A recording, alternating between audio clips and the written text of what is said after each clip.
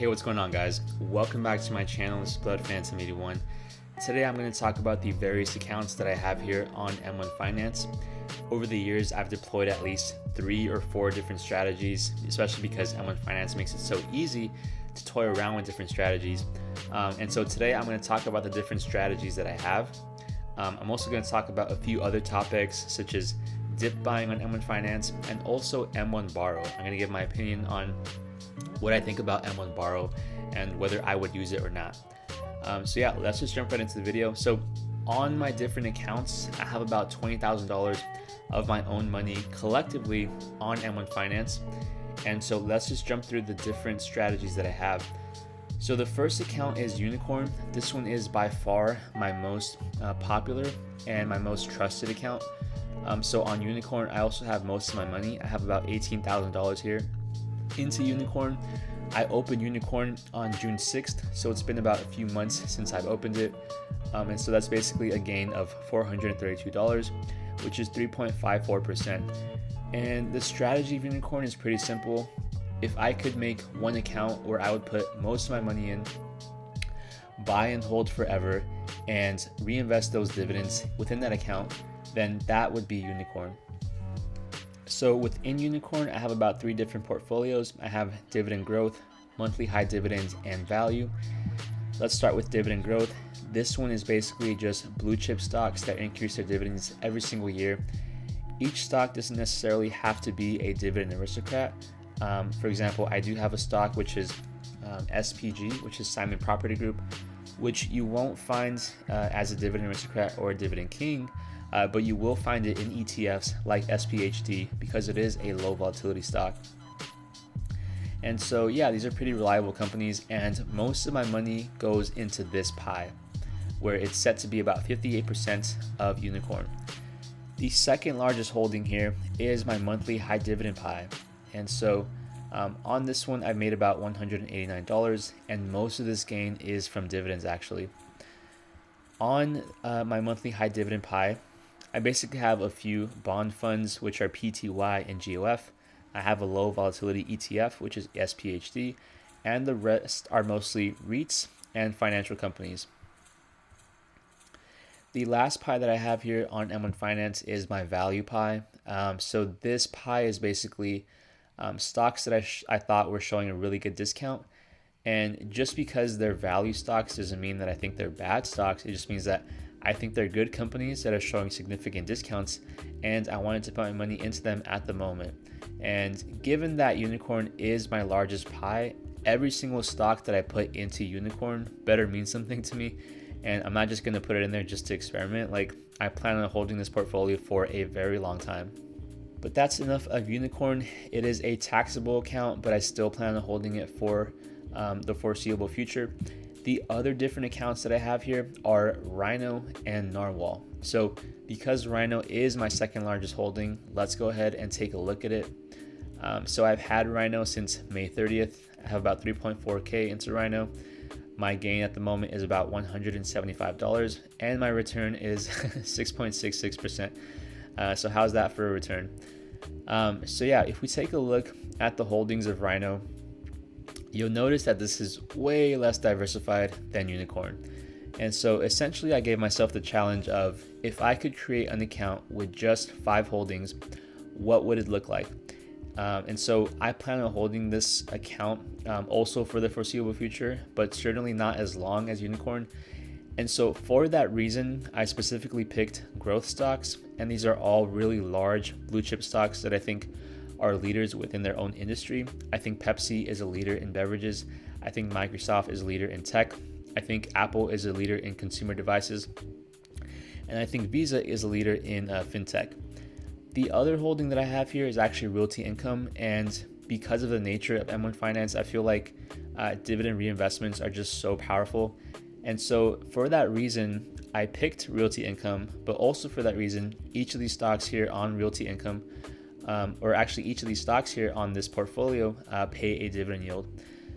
And so if I take a look at my activity tab, you'll notice that I do have some dividends. Like on September 30th, I was paid $4 from Pepsi. Here on September 12th, I was paid about $1.89 from Microsoft. And then the other thing you'll see here is Guggenheim Strategic Opportunities Fund of beneficial interest. And so this is basically ticker symbol GOF. But I actually replaced Realty Income instead of GOF. And that's basically because Realty Income fit the profile of something that grows rapidly in terms of capital appreciation. And so that's basically the theme of Rhino. It's stocks that pay dividends, it's stocks that are growth, strong, large stocks, all qualities, in my opinion, that describe a Rhino, which is tough, yet aggressive. And so the last pie that I have here is Narwhal. So let's go ahead and take a look at Narwhal. For some reference, actually, so you'll notice that each of these accounts are all animals or creatures that have a horn on their head, and Narwhal is no exception. It's certainly something that feels pretty make-believe though, even though it's not. And so for that reason, Narwhal is actually my most experimental account that I have. Yet at the same time, it's actually done the best by far out of any other account. And so I've had Narwhal since August 27th, 2018, which is actually over a year ago. I have about $1,200 into Narwhal, and I think I'm putting maybe like $5 to $10 a week into Narwhal, so not that much, but the gain here is massive. So $288 in profit, which is, according to M1 Finance, a 46% return. So what could have possibly gone up this high since about a year ago, especially on something that I'm not actually trading? So I'm just holding Narwhal, reinvesting those dividends, and just letting it ride. The answer to that question is gold miners, and with no help at all from cannabis.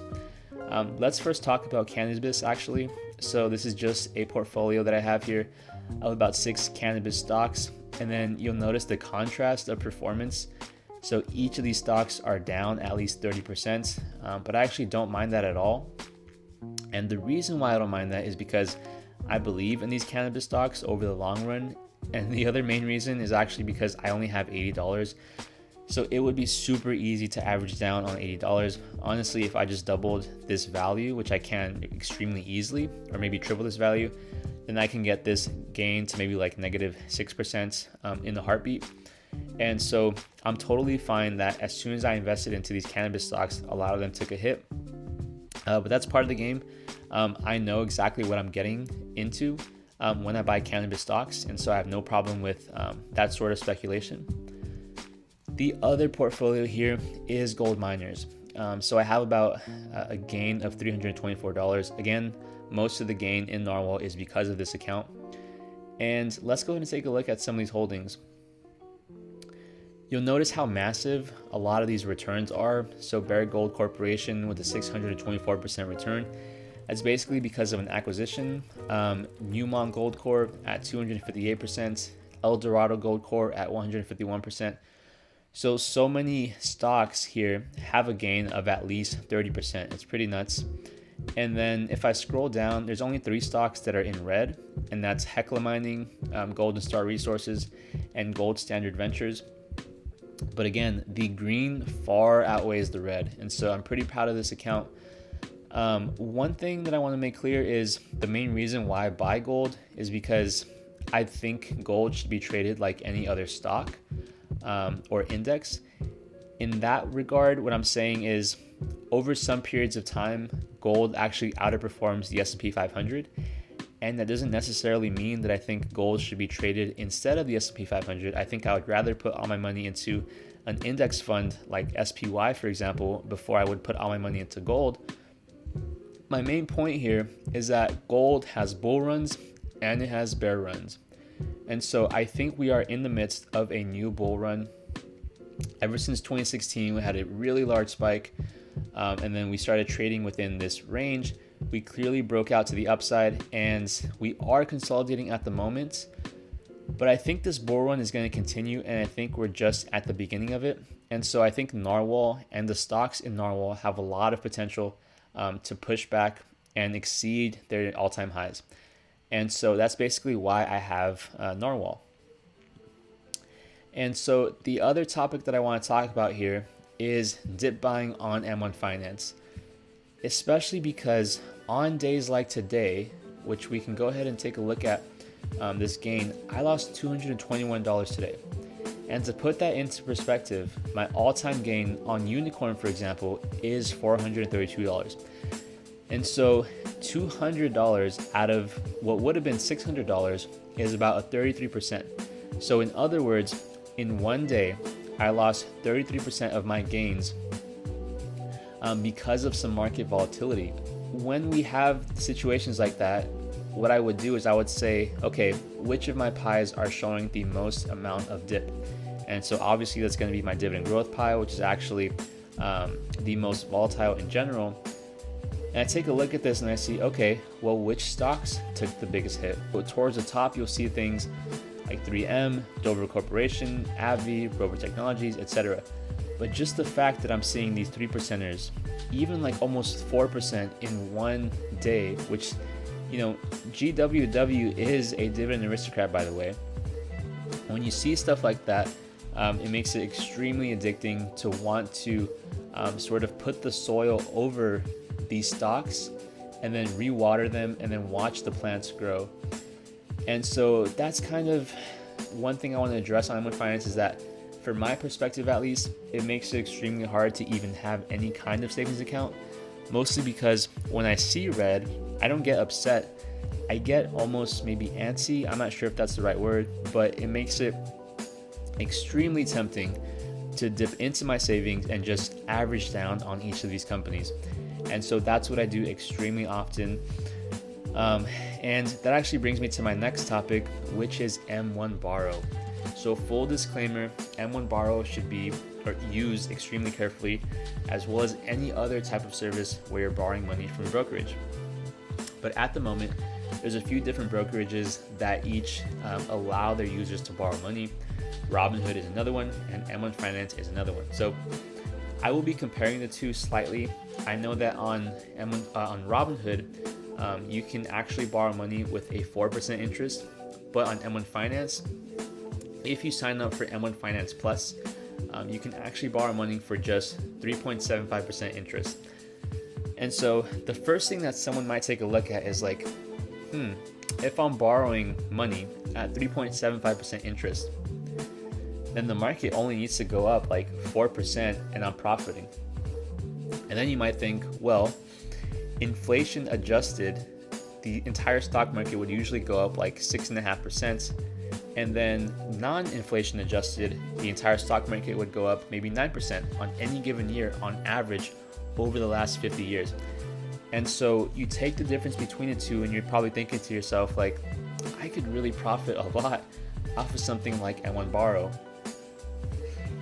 And I also want to put this into perspective when it comes to dividend paying stocks, especially dividend growth stocks.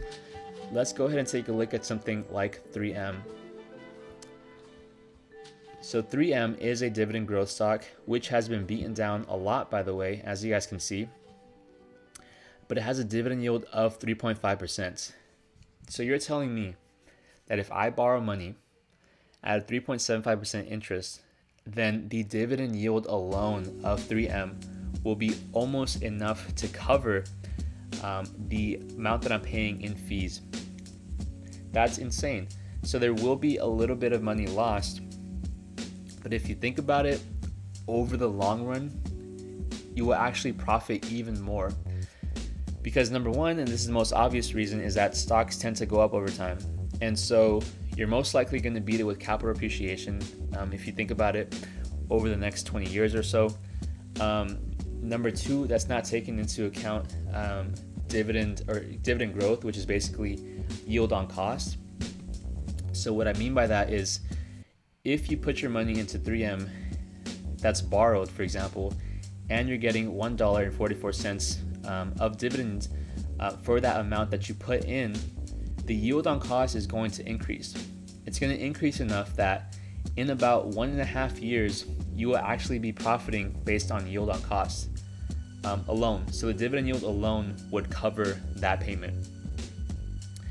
Number three, that does not take into account dividend reinvestments. So if I'm reinvesting all those dividends, my yield on cost would actually increase even further. And so all these reasons combined make it so that Borrowing and just investing in the long run actually reduces your margin for error. And this is actually a kind of paradigm, is even though I believe that, I still wouldn't go on and recommend any of my friends or any of my family to borrow money. And I think it's a pretty lucrative situation. Let's talk about the situation where something goes wrong. And so on M1 Borrow, your account value cannot drop by more than 35% before M1 Finance is going to start bugging you. Like, hey, you should probably start thinking about paying us back. In the course of a recession, the stock market can lose anywhere from, let's say, 30 to 55% of its value. Obviously, something worse can happen. We don't actually know the future. But a really, doomsday scenario could happen where you'd be forced to sell your stock. However, even in that situation, chances are you might have a savings account. Chances are you might get skittish and sell before the stock market hits its bottom. And so that's basically a doomsday scenario, is a situation where the stock market drops about 50% and you're forced to sell your stocks. And so that can absolutely happen, but I think borrowing in general has a pretty negative connotation. But let's just talk about the main reason I bring this up. And you might be wondering if I'm using M1 Borrow, and the answer is yes, I am using M1 Borrow. So let's go ahead and take a look at what it entails. So let me first make it clear that even with M1 Borrow, I still have about $20,000 of my own money. So if I take 18.1 plus 1.2, that's 19.3, plus 3.4, that's 22.7. So 22.7 minus 2.5, that's still over $20,000 of my own money into M1 Finance. But I'm still borrowing about 2.5K, and the real reason why I'm doing this is because I want to experiment. And I think that at the moment, the S&P 500 presents an opportunity for us to dip below the 200-day moving average. And so let me zoom in for a second. So if you guys have been following my videos for a little bit longer, you know that I purchased a lot of stock here on August 6th. However, I also said that the next time I would buy stock heavily is if we went below this low. And that remains true, and I think the door is still open for that. And so I'm experimenting with M1 Finance because I want to be able to utilize it in that situation where I might not want to dip into my savings account, for example, but I still want to deploy money quickly. And so that's one of the great things about stocks that you won't really get with real estate, is everything is liquid. And so I can even take a look at a statement. I think that'd be interesting. So on a wait a second, it's 3.5%? What? That's insane. It's 3.5%. Wow. Okay. Anyway, that's actually news to me. It used to be 3.75. Wow. Okay. Anyway, let's go ahead and take a look at this bill. So, okay, I'm guessing, yeah, so it used to be 4%. Maybe now it's going to be 3.75. But anyway, so I owe about $5.50. And just on September 30th, I think I got about $22. So the dividends alone could easily pay for the amount that I'm borrowing every single month. And it's all about risk. It's all about margin of error. And for the most part, I'm happily playing around with some of these features. And obviously, I'm not going super crazy. I'm not borrowing all the possible money that I could borrow, especially immediately. I think that's kind of dumb. But I think if utilized correctly, M1 Finance Borrow is a pretty neat feature. So that's going to wrap it up for this video. Thank you guys for watching. I'm sure this video got really long. Hope you guys have a great day. And yeah, see you guys in the next video.